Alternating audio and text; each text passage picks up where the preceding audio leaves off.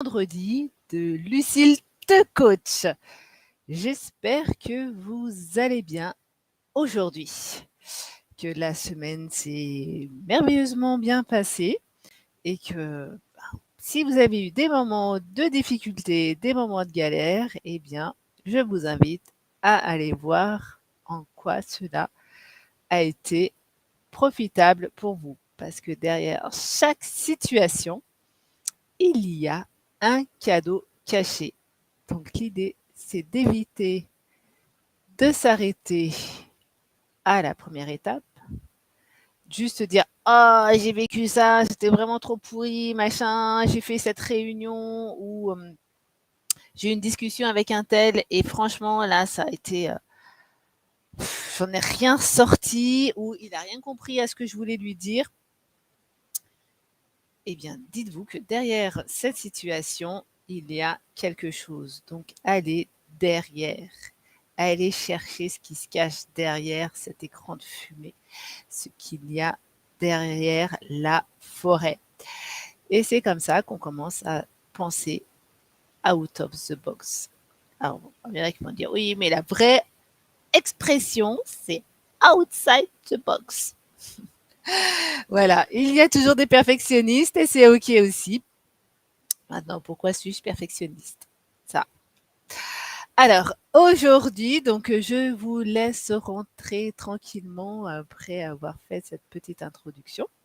Si vous regardez ce webinaire ou ce live, eh bien, je vous invite à inscrire dans les commentaires hashtag live. Si vous regardez ce live en replay, je vous invite à mettre dans les commentaires hashtag replay. Merci beaucoup pour votre soutien. Pourquoi mettre des hashtag replay, hashtag live? Ça fait tout simplement remonter la vidéo dans le fil d'actualité, tout simplement. En fait, c'est hyper stratégique.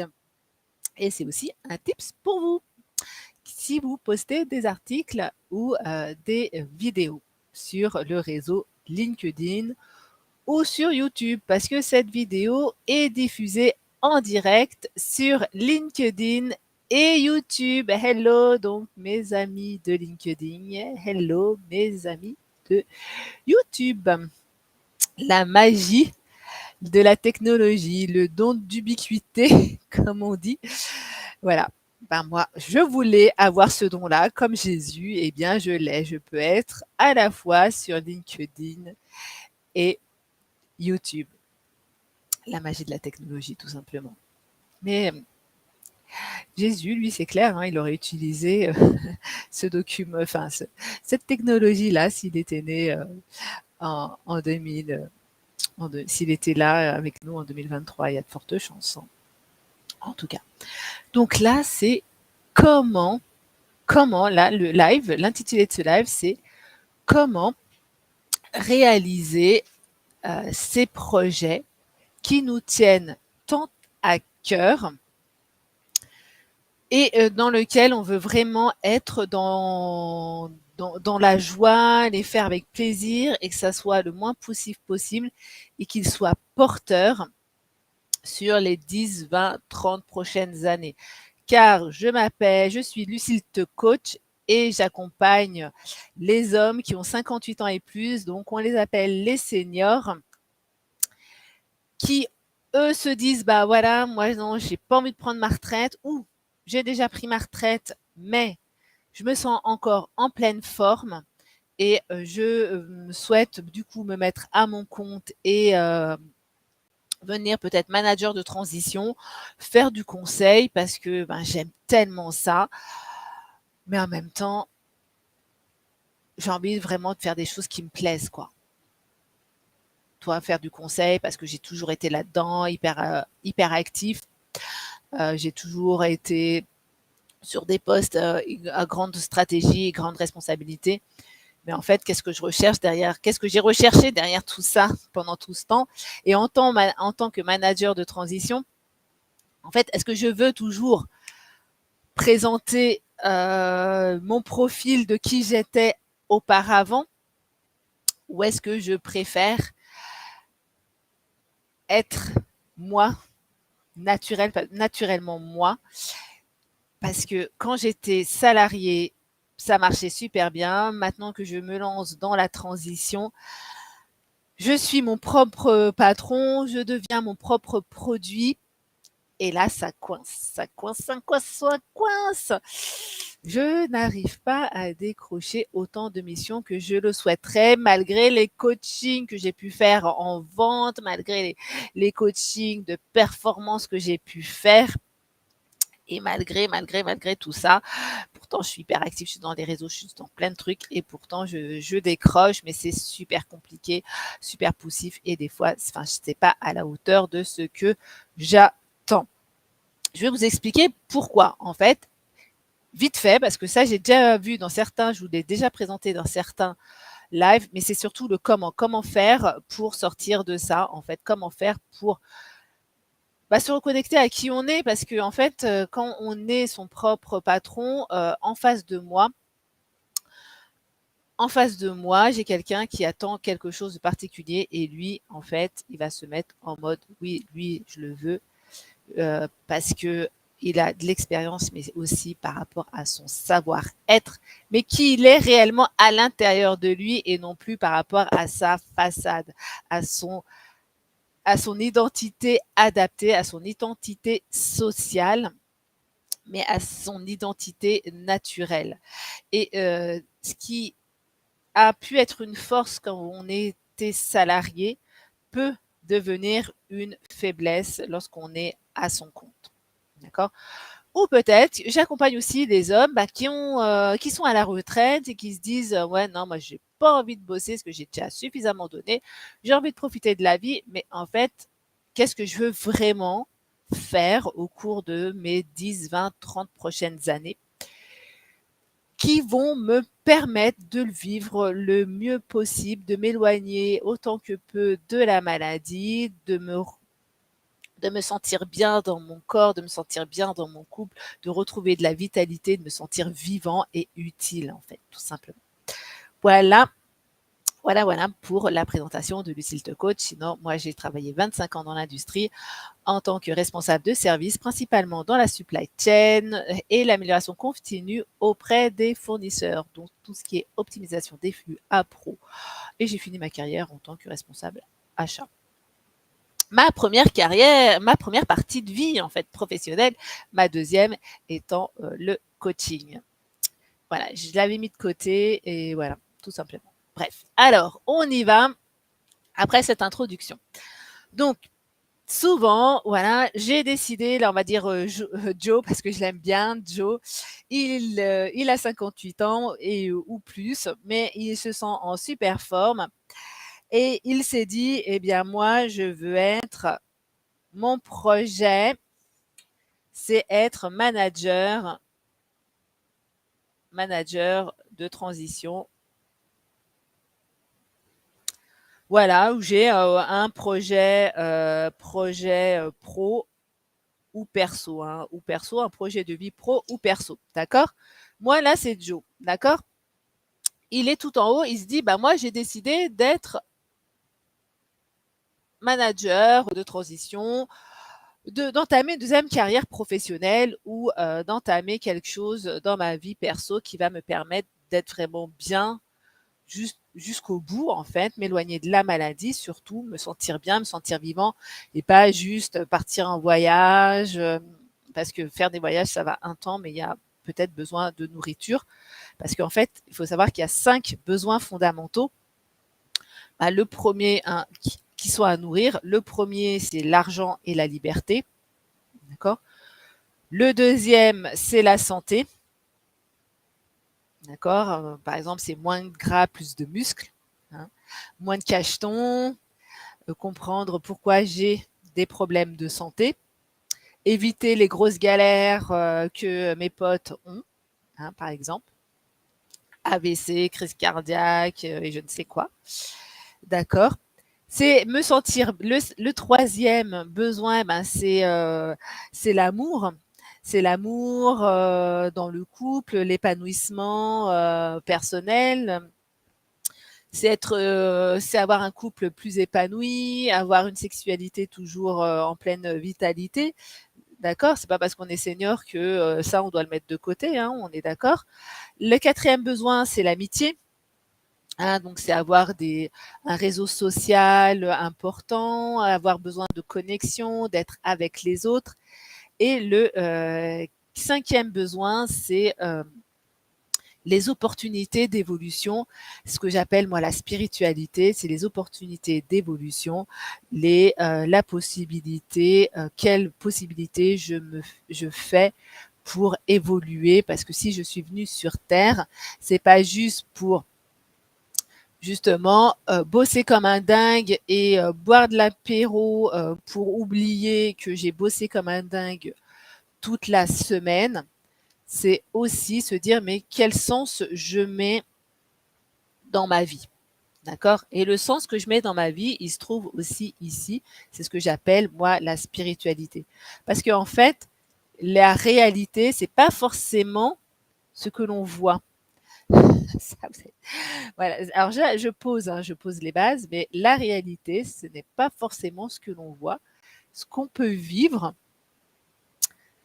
peut être issu de choses que l'on n'a même pas conscience. Pourquoi? Parce que de nos parents ont, et ça c'est l'épigénétique qui le dit, on hérite de leurs gènes, mais aussi de leur histoire familiale, de tout ce qui s'est passé dans la famille et qui n'a pas été résolu.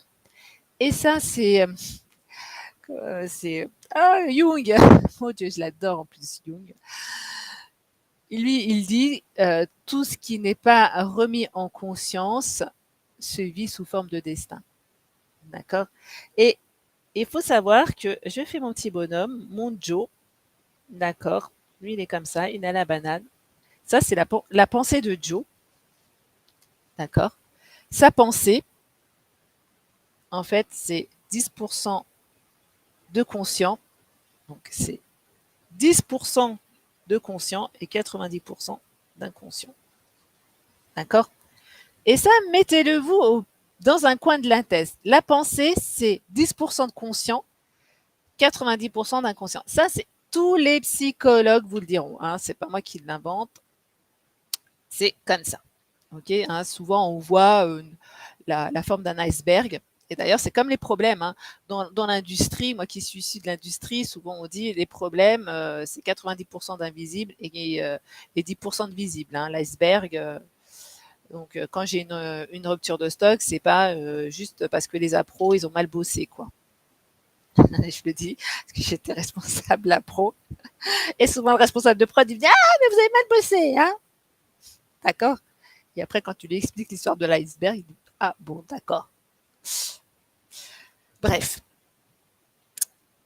Donc, à la base, donc il a son projet. Joe, il veut être manager de transition et malgré son carnet d'adresses, il n'obtient pas les missions espérées, autant de missions qu'il voulait. Et malgré tous les coachings qu'il a fait de performance, de vente, toutes les formations, bref. Parce que Joe, du coup, il croit vraiment dans son projet. Hein, et il a envie de le faire parce qu'il se dit ouais mais en fait j'ai la banane, j'ai 58 ans, 59 ans, même 60. Non mais moi en fait j'ai envie de bosser jusqu'à 64 ans parce que ça me fait kiffer quoi. Alors après c'est pourquoi ça me fait kiffer de bosser jusqu'à 65 ans. Et là c'est pas le propos. Et Joe en fait il y va sur ce projet avec son identité actuelle, d'accord? Son identité actuelle. Ok, ça, avec son identité, l'entité qui s'est construite, d'accord? C'est une identité construite. Donc, une identité sociale. D'accord? Parce qu'il s'est construit une identité. Pourquoi il s'est construit une identité sociale? Et qu'il sait pas, il n'est pas avec son identité naturelle. Parce que pareil, hein, il y a le qui je suis et il y a le moi social et le moi adapté ou le moi social et le moi naturel. Il y en a qui appellent ça le soi, enfin, en fonction des différentes écoles. Parce que Joe, en fait, il a des croyances, d'accord? Il a des croyances. Ça veut dire que son identité, elle est basée, elle s'est créée sur des croyances. C'est pour ça qu'on dit d'où vient le terme de on a la vie de nos croyances. D'accord? J'ai la vie de mes croyances. Alors, des croyances qui sont utiles ou inutiles. Parce que j'ai des croyances qui peuvent être ressources ou limitantes. D'accord? On a chacun notre propre système de croyances. Des croyances qui ont été faites par des expériences ou des croyances qui ont été validées par, notre environnement. Donc l'environnement, lui, il est là. Alors, l'environnement, quand on parle de l'environnement, l'environnement, il est là, d'accord? Il est tout en bas de la pyramide, c'est la base en fait. L'environnement, c'est la base de mon identité, de qui je suis. Et l'identité, c'est quoi? Ça peut être, c'est là où on trouve le leadership. D'accord? C'est mon environnement, ok? J'ai mon environnement. L'environnement, c'est quoi? C'est la famille, c'est les amis, c'est le milieu dans lequel j'ai évolué quand j'étais enfant, quand j'étais adulte, adolescent. C'est le milieu professionnel aussi dans lequel j'ai évolué. D'accord? Mais quand on sait que tant que je reste dans ma zone de connu, c'est du passé que je ramène aujourd'hui. Tant que je suis dans ma zone de confort, je ne fais que répéter ce qui s'est passé hier, ce qui s'est passé avant-hier, avant-avant-hier, avant-avant-hier, parce que tu as 95% de tes pensées, de ce que tu fais, c'est une reproduction de ce qui s'est passé la veille. Pareil, hein, c'est pas moi qui le dis, c'est les neurosciences. D'accord? Et tant qu'il n'y a pas de changement, qu'on reste dans notre zone de connu, en fait, on fait que répéter les choses. D'accord? Et c'est pour ça qu'il y en a qui se disent toujours, mais je changeais ça et je me prends toujours le pied dans le tapis. Parce que, pareil, les psychologues vous le diront, que 50% de ton identité est créée à tes 6 ans et que 80% de ton identité est créée à tes 12 ans. D'accord? Ok? Et donc, ton identité, vu que c'était à tes 12 ans à 80%, donc elle vient de ton environnement familial. Donc aujourd'hui, Joe, il a 58 ans et pourtant, 80% de son identité a été créée dans ses 12 ans, au cours de ses 12 premières années. C'est un truc incroyable. Et ces croyances, donc je vous ai dit, elles viennent du fait de mes capacités. Elles ont été bâties à partir de mes capacités, du coup. Je suis capable de faire ça, donc je crois que je fais ça. Je suis incapable de faire ça. Ah, j'ai jamais fait ça, donc je crois que je ne peux pas le faire. Tout simplement. Et après, il y a mon comportement. D'accord? Et il y a le comportement parce que l'environnement va agir sur mon comportement, sur ce que je fais. D'accord? Ça, c'est ce que je fais. Par exemple, je suis Joe, c'est le 5e garçon. Ah, je dis n'importe quoi, pareil. Un exemple, c'est ce qui me vient à l'esprit parce que souvent, quand on a 5 garçons dans une famille, souvent, la mère, elle attend une fille. Quand elle va jusqu'au 5e enfant, alors maintenant qu'il y a la contraception, d'accord, mais quand il n'y avait pas la contraception, ça venait. Mais aujourd'hui, quand on a 5 garçons, c'est qu'à un moment, on espérait une fille. On va pas dire à 90%, parce qu'on va dire oui, mais toi, Lucille, t'as 3 garçons. Oui, j'ai 3 garçons, mais moi, je savais que j'allais avoir que des garçons. Mais ça, c'est mon histoire familiale, mais personnelle. C'est pas le propos, mais je pourrais un jour vous l'expliquer pourquoi je savais que j'allais avoir que des garçons. Parce que c'est mon intuition qui me l'a dit. Mais admettons, voilà. Joe, c'est le 5e garçon. OK. Et après, on a arrêté. D'accord? Il n'y avait plus d'enfants. La mère, elle espérait, au premier enfant, elle se dit, peu importe, moi, je veux qu'il soit en forme et qu'il soit vivant. Mais au 4e garçon, elle s'est dit, allez, on y va, on se fait un 5e bébé, en espérant, moi, j'ai envie d'avoir une fille, quoi, envie de pouponner, envie de faire des tresses et tout. Et bing, Joe, en fait, il est garçon. Oh là là, la déception. Là, la mère, elle pleure. Elle pleure les premiers mois de sa vie, elle pleure. D'accord? Et ben Joe, qu'est-ce qu'il fait, Joe? Et ben il va être super discret. Joe, il va être super discret. Et donc, il va se dire, oh là là, ben faut que je sois discret parce que. Mais lui, il sait pas hein, que sa mère, elle a pleuré, qu'elle voulait une fille, et que c'est un garçon. Mais lui, il a compris qu'il fallait qu'il soit discret, quoi. Qu'il soit discret pour être accepté, mais inconsciemment. Et après, eh bien, ça agit sur ce qu'il a pu faire. Donc, donc, il a eu un comportement de oh là là, faut que je sois discret. Donc, à la maison, devant l'autorité, devant les parents, je ne remets pas en cause l'autorité. Parce que comme ça, au moins, je vais être aimé, je vais continuer à être discret et je ne vais pas attirer l'attention sur moi. Ça va être mes capacités. Donc ça, c'est ce que je peux faire. D'accord? Je peux être très discret. Voilà. Pourquoi je peux être très discret? Parce que j'étais dans un environnement où il fallait être discret. Et donc, ma croyance, c'est, la meilleure des choses, c'est quand même d'être discret, de rien dire et ainsi de suite. Et donc, moi, Joe, je suis un homme de confiance parce que quand on me dit quelque chose, je ne dis rien. Moi, je suis une tombe. Moi, je suis la tombe. D'accord? Et ainsi, je me suis créé une identité sociale.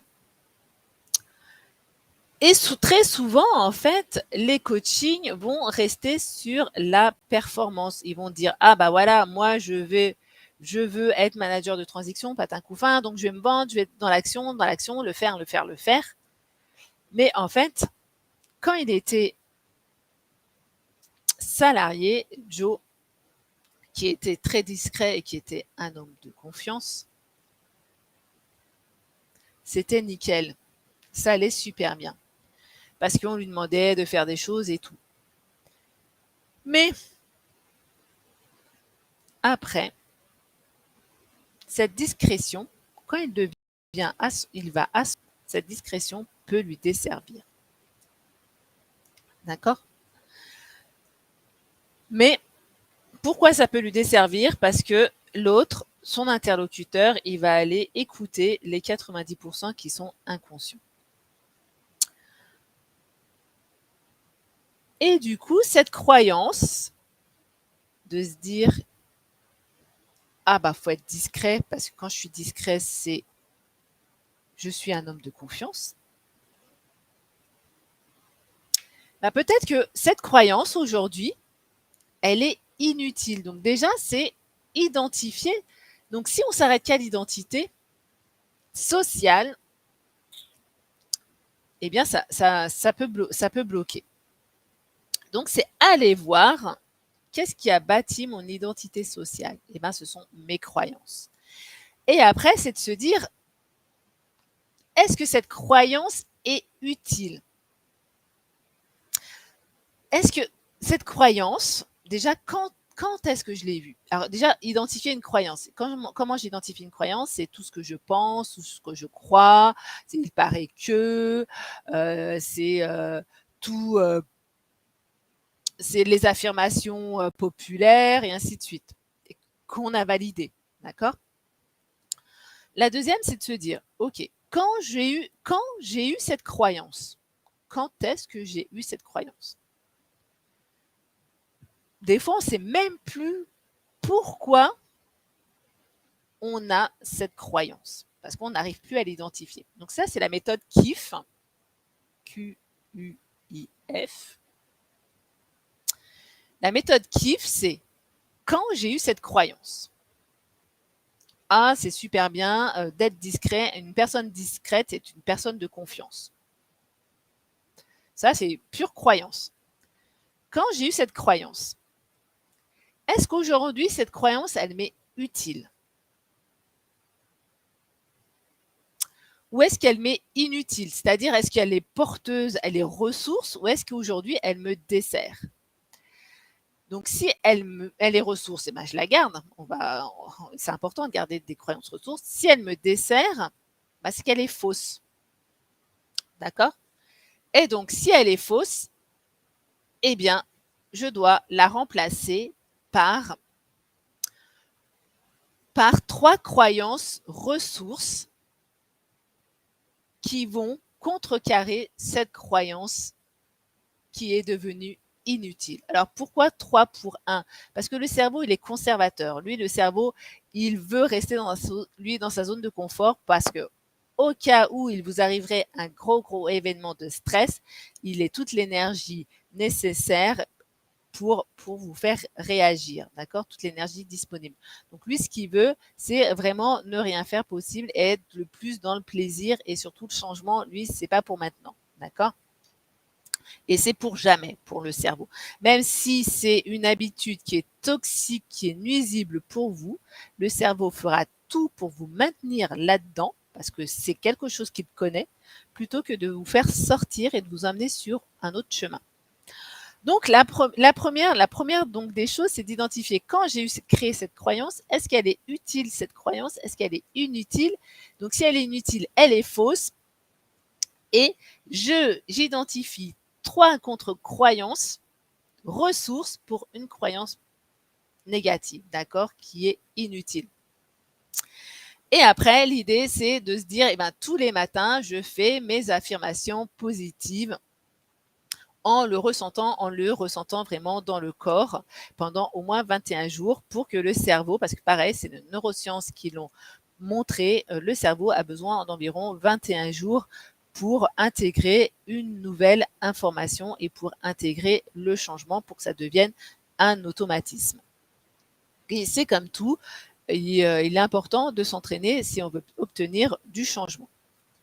Mais là, en fait, on est sur quelque chose qui est connu, la croyance qui se trouve dans la zone de conscient. Voilà, oui, alors les hommes, machin, être discret, c'est gage, voilà, c'est gage de, c'était quoi, je sais même plus. Bref, donc cette croyance, elle est devenue inutile. Ah oui, un homme discret est un homme de confiance, tu vois. Pour moi, c'est pas une croyance. C'est, moi, je l'ai pas validé, donc c'est pour ça que je me rappelais plus. Mais pas, ça peut être pour certains. Un homme discret est un homme est un.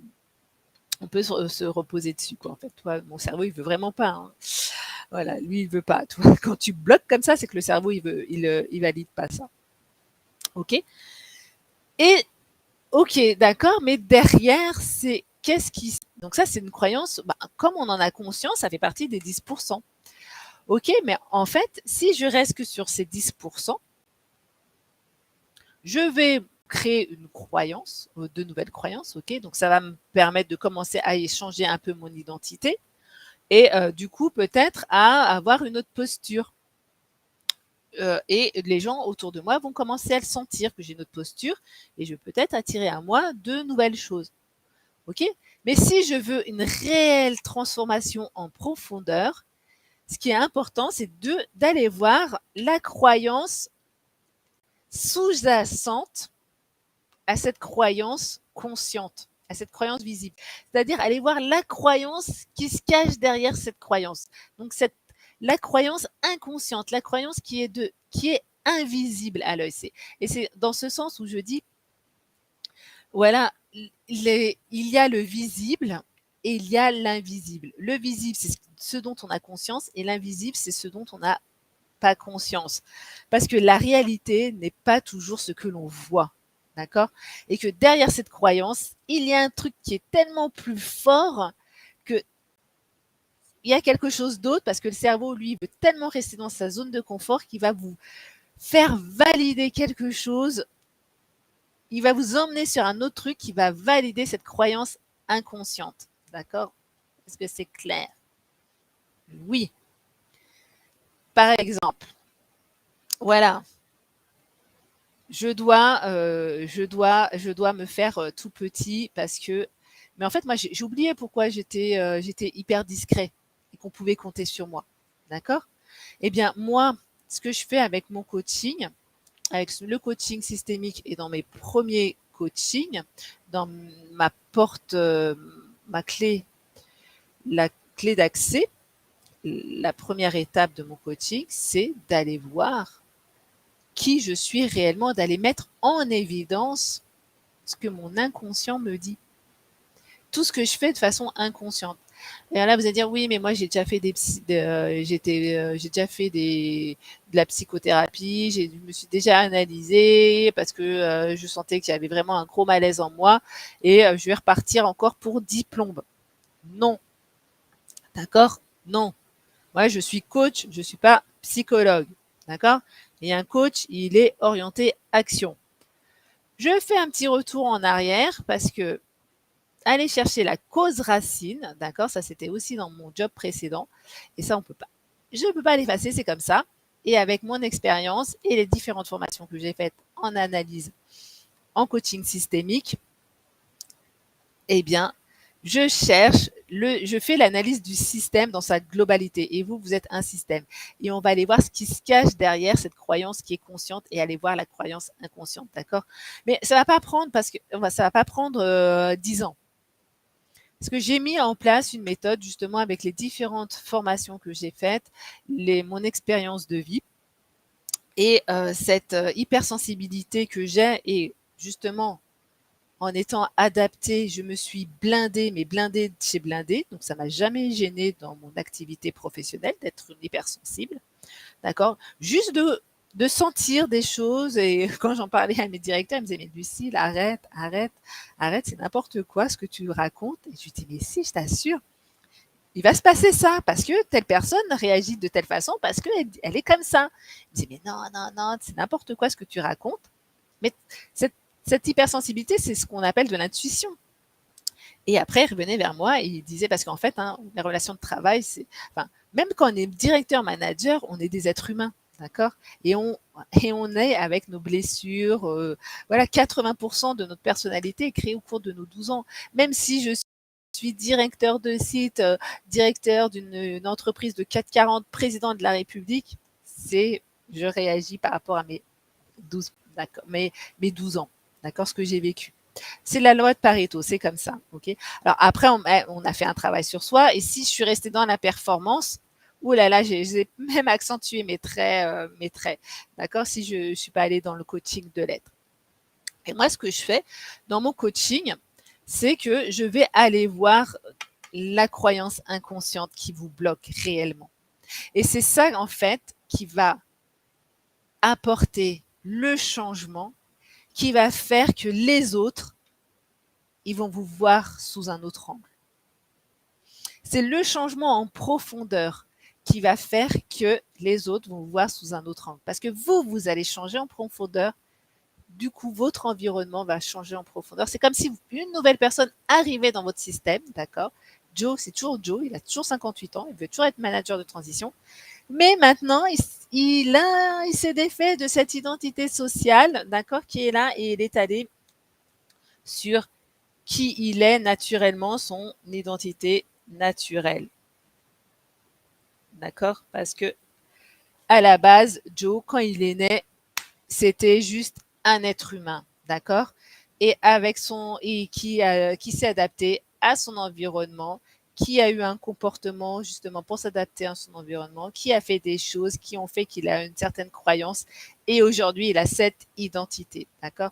Et le gap entre les deux, eh bien, l'espace entre les deux, c'est l'écart entre qui je suis réellement et qui je suis devenue. Et l'écart, souvent, ça se transforme comment? Eh bien, en un certain malaise, en un certain mal-être, en des angoisses, en n'étant pas bien dans son couple. Et pourtant, nos collaborateurs, ils peuvent compter sur nous parce que on est à des postes à forte responsabilité. On est vu comme étant une personne de forte qui va de l'avant, mais en fait, eh ben, il voit pas qu'à l'intérieur, ça a envie de hurler. Et Joe, il s'est tellement coupé de ses émotions que même lui, il sent pas qu'il a envie d'hurler à l'intérieur de lui, d'accord? Et du coup, eh bien, il commence à être mal dans son corps. Eh bien, moi, je vais aller voir quelles sont ses croyances inconscientes qui vous empêchent d'avancer, qui vous empêchent de réaliser votre projet comme vous souhaitez le faire. OK, ça, c'est vraiment une des premières étapes et avec l'outil que j'ai fait, mon hypersensibilité maintenant que je mets au service de mes coachings. Au début, j'étais très, très, très formalisée dans mes coachings et après, je me suis dit non, c'est bon, vas-y, il y a des choses qui se développent en toi, et bien accepte-les et autorise-toi à les utiliser. Donc, lorsque je suis en coaching, donc c'est pour ça que je fais d'abord un coaching de l'être et après un coaching de la performance parce que le coaching, c'est quand même atteindre ses objectifs. Et pareil, on va définir l'objectif. En première étape, on définit l'objectif et on va voir qu'est-ce qui me bloque inconsciemment, qu'est-ce qui m'empêche inconsciemment d'atteindre mon objectif. D'accord? Là, pareil, j'ai un super outil qui est génial pour ça. Et, et à chaque fois, on va aller voir toutes ces croyances limitantes, toutes ces peurs, tous ces comportements qui sont inconscients parce que à la base, Joe, c'était un enfant qui a vécu dans un environnement et qui s'est créé une personnalité jusqu'à ses 12 ans à 80%. D'accord? Et donc, on va faire un travail là-dessus. Mais une fois qu'on a trouvé la croyance limitante, la inconsciente, hop, bing, hein, j'ai un protocole, je l'ai fait valider et on y va. Hein. Alors, vous allez dire, oui, vous l'avez fait valider par qui? Moi, du coup, il y a la matière dans laquelle on est incarné, hein, on est des êtres vivants, et il y a tout ce qu'il y a autour. Hein. Aujourd'hui, quand on est en Wi-Fi, quand je suis avec mon téléphone, je peux partager des données par AirDrop. Hein, donc moi j'ai un iPhone, hein, c'est comme ça, par AirDrop d'un téléphone à un autre. Ça veut dire que il y a des fréquences. Je peux envoyer une information d'un téléphone à un autre via une fréquence, d'accord? Eh bien, moi, en tant qu'individu, je peux être cet iPhone, ce téléphone, d'accord, qui émet des fréquences. Et je suis cet individu, cet iPhone, qui émet des fréquences et donc, du coup, qui émet des informations. D'accord? Et il y a un récepteur qui va recevoir des informations de ma part. Mais donc, là, c'est volontaire, c'est intentionnel. On dit, voilà, j'envoie cette information. Mais je peux envoyer une information de façon consciente à l'autre, hein, quand je lui parle. OK? Mais en même temps, j'envoie aussi des informations inconscientes quand l'autre, il m'écoute et il m'entend. Voilà, parce que quand je lui parle, il m'écoute, mais après, inconsciemment, il m'entend. Il va voir les informations que moi, j'ai même pas conscience que je lui envoie. D'accord? Et du coup, si j'envoie ces informations, c'est que j'ai été programmée d'une certaine façon. Et donc, je vais aller voir ces programmes inconscients, ces programmes dont j'ai même pas conscience et que j'envoie à l'autre, à mon émetteur, quoi, en fait, à mon interlocuteur. D'accord? Et c'est ça qu'on va dégommer. Et donc, du coup, il y a des gens, d'accord, qui arrivent à capter des informations qu'on ne capte pas. Et donc, ces personnes-là, ce sont des médiums. Enfin, voilà, aujourd'hui, la personne qui dit, ouais, un médium, c'est n'importe quoi. Enfin, il y a le cartésien. Alors, heureusement, il faut être cartésien parce que comme on est des êtres vivants, hein, eh bien, être perché, c'est pas non plus bon. C'est le juste équilibre, mais c'est de se dire que effectivement, il y a la réalité, c'est pas forcément ce que l'on voit. Et donc moi, j'ai mis en place avec des différentes formations et ma sensibilité un protocole où, alors je vais vous partager mon expérience, où lorsque j'étais salarié, j'étais responsable de service en supply chain, j'avais une équipe et ainsi de suite. Je gagnais bien ma vie, j'avais tout était nickel au niveau financier, d'accord. Et aujourd'hui, ça va. Enfin, je suis pas non plus à plaindre, je suis pas dans la misère. J'ai un toit, je suis nourrie, j'ai mon activité de coaching, ok. Et c'était super fluide. Voilà, Lucie, elle disait je veux ça et j'obtenais ça, d'accord. Et à un moment, quand je me suis lancée dans le coaching, je me suis dit bon c'est bon, ça va être pareil. Et ça a été beaucoup plus compliqué. Et j'ai attiré à moi des clients ou par exemple, vous êtes manager de transition, vous avez vos propres tarifs et en fait, vous n'arrivez pas à faire respecter vos tarifs. Vous dites, mais pourquoi j'arrive pas à faire respecter mes tarifs? Eh bien, moi, c'était la même chose. J'attirais à moi des clients qui voulaient toujours négocier mes tarifs, qui voulaient toujours faire ci, faire ça, enfin bref. Et là, je me suis dit, mais comment ça se fait? Comment ça se fait? Comment est-ce possible? Mais je comprends pas. pourquoi j'attire ce type de clientèle. Et donc j'ai discuté avec une amie qui arrive à se connecter au monde de l'invisible et qui me dit: «Bah écoute Lucille, c'est tu un problème avec l'argent quoi en fait». Je lui dis: «Mais ouais, je dois avoir un problème avec l'argent». Elle me dit: «Ouais, je te confirme, tu as un problème avec l'argent.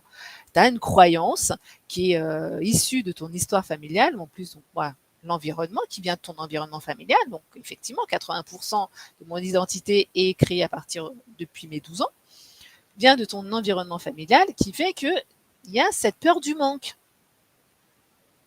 Ok, j'ai cette peur du manque. Et effectivement, du coup, et je comprends, en tant que salarié, paf, j'ai toujours bossé comme une tarée pour avoir un bon salaire parce qu'au cas où je me retrouve toute seule avec mes enfants, il fallait que j'ai les moyens de les faire manger. Comme j'ai 3 enfants, et ben moi je me suis mise paf, à un certain target de salaire, tout simplement. Voilà.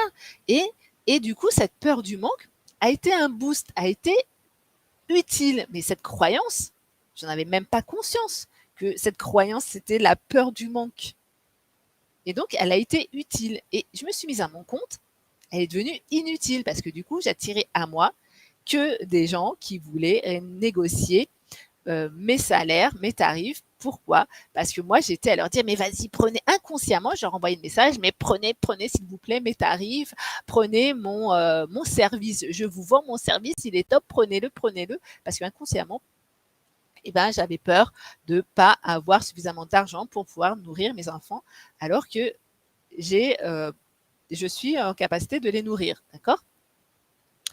Mais c'était inconscient et donc elle me dit: «Va voir un hypnothérapeute, il va t'aider».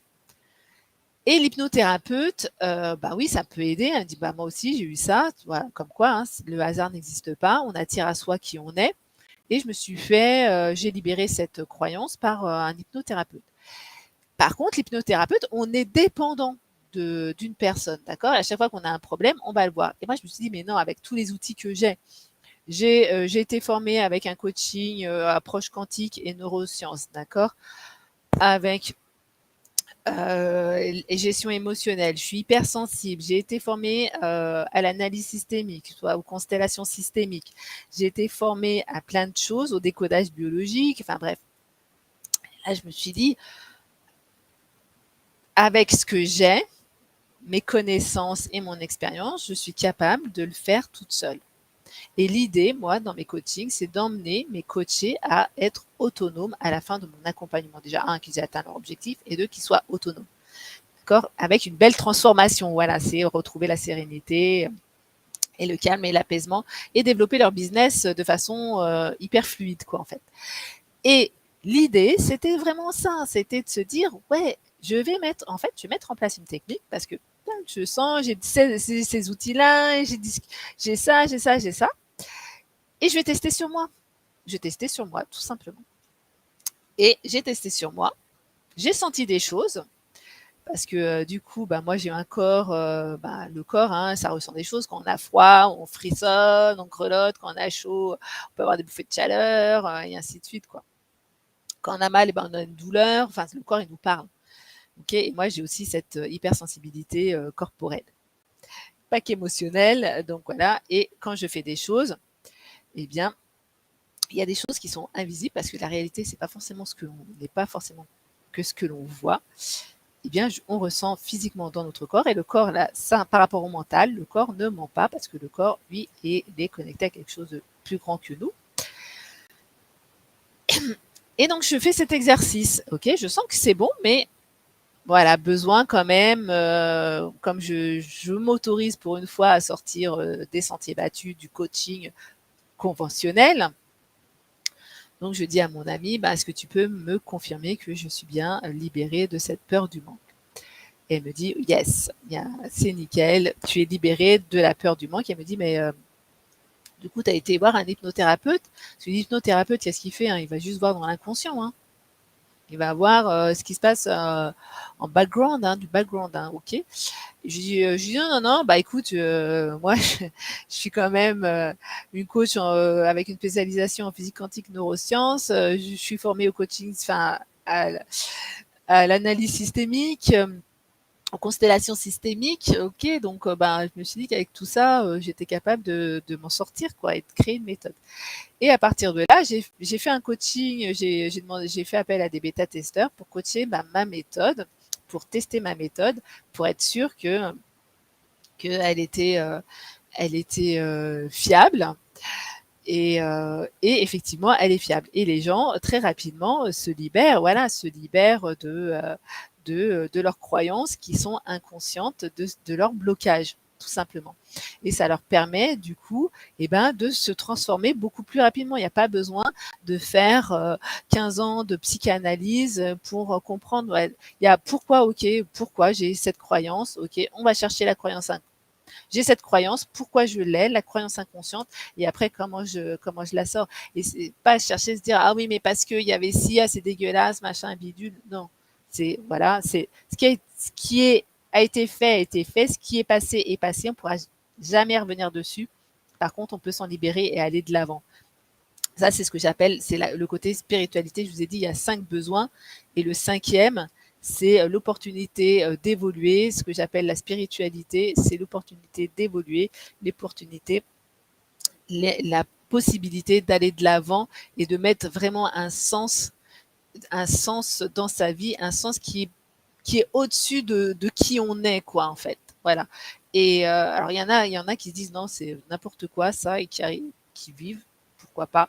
Mais pour moi, c'est pas du tout. Pour moi, il y a vraiment ce besoin qui est fondamental, qui est ce besoin d'aller faire quelque chose qui est plus grand que soi. Parce que pour moi, ma croyance, et en plus, elle est super ressource, c'est que si on est sur Terre, c'est pour une mission bien précise, pour quelque chose de bien précis. Voilà. Parce que pour moi, tout ce qui est sur Terre est utile. Oui, mais non, on va pas rentrer dans le débat. Alors, donc, on arrive à la fin de ce live qui est quand même long parce que voilà. J'espère qu'il vous a plu. Donc, la méthode comment se libérer de ses croyances limitantes conscientes. Donc, il y a la méthode KIF. Quand je me suis créé cette croyance, est-ce qu'aujourd'hui elle est utile? Est-ce qu'elle est inutile? Si elle est inutile, c'est qu'elle est fausse. Donc, je la change par quoi? Je trouve 5 croyances ressources pour 3 croyances ressources pour une croyance inutile. Je fais tous les jours mes affirmations positives pour les intégrer.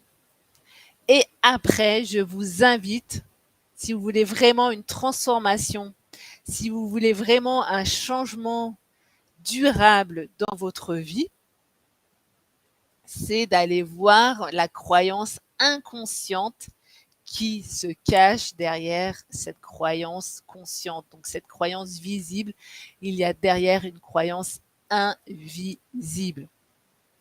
Si ça vous intéresse d'en savoir plus sur ma méthode, je vous invite à me contacter. Donc moi, je fais des accompagnements VIP, voilà, qui durent 6 mois. Vous êtes pour moi comme un sportif de haut niveau. Enfin voilà, moi je fais de l'athlétisme. Je fais de l'athlétisme, donc je sais ce que c'est que de se donner, d'aller à fond. Après, vous allez dire, oui, mais elle n'est pas sportive de haut niveau. Non, je ne suis pas sportive de haut niveau. J'ai juste accouché 3 fois sans péridurale. Je pense que ça, c'est aussi balèze qu'être sportif de haut niveau. Hein. Donc, je sais ce que c'est que aller aller rechercher les ressources pour supporter la douleur d'un accouchement. D'accord? Il y en a tellement qui n'y arrivent pas qu'elles prennent la péridurale. Mais ça, pareil, hein, ça, c'était aussi une croyance que j'avais. Et j'ai compris pourquoi j'avais aussi cette croyance. Derrière ce comportement, il y avait une croyance, forcément. Parce qu'on a la vie de nos croyances. Et donc, c'est des accompagnements VIP en face à face qui durent 6 mois, d'accord, où on va utiliser toutes les connaissances de coaching, le coaching profond, le coaching de la performance, le coaching de l'être. On va utiliser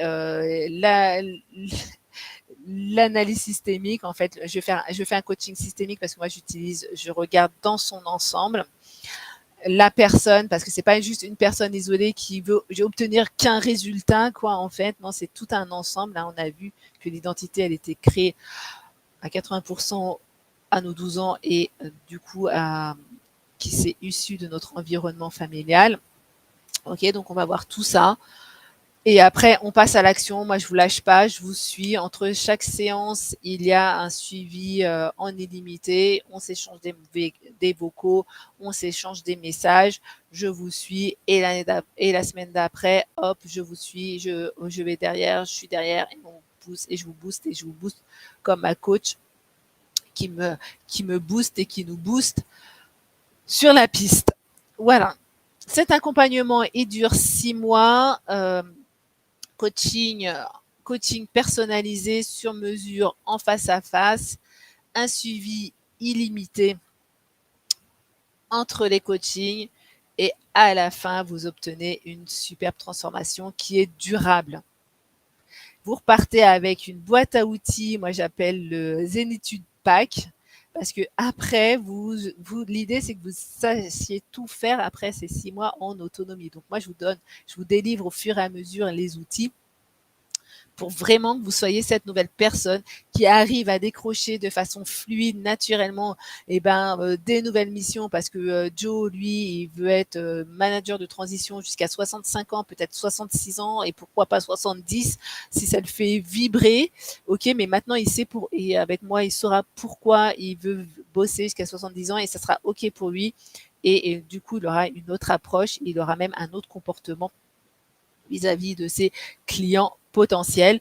Ou c'est peut-être José qui lui se dit ouais non moi j'ai 58 ans, j'ai bossé comme un taré, financièrement je suis bien, j'ai un bon matelas et je veux faire autre chose de ma vie, mais quel sens je vais donner à ma vie? Et ben moi je vous accompagne vers ça, dans ce cadre-là, pour que vous soyez bien, pour que vous vibriez correctement votre vie, que vous soyez bien, que le calme, la sérénité, comme je vous ai dit, hein, que vos 5 besoins fondamentaux soient comblés au maximum et que vous puissiez après continuer à le combler et que vous dire oh là là non avec Moumoun là ça va pas j'en peux plus. Et bien là vous allez comprendre pourquoi Moumoun c'est votre super opportunité de bonheur et que ça va le devenir, que vous allez avoir une vie de couple épanouie et peut-être retrouver aussi la sexualité que vous aviez perdue parce que ça fait 35 ans que vous êtes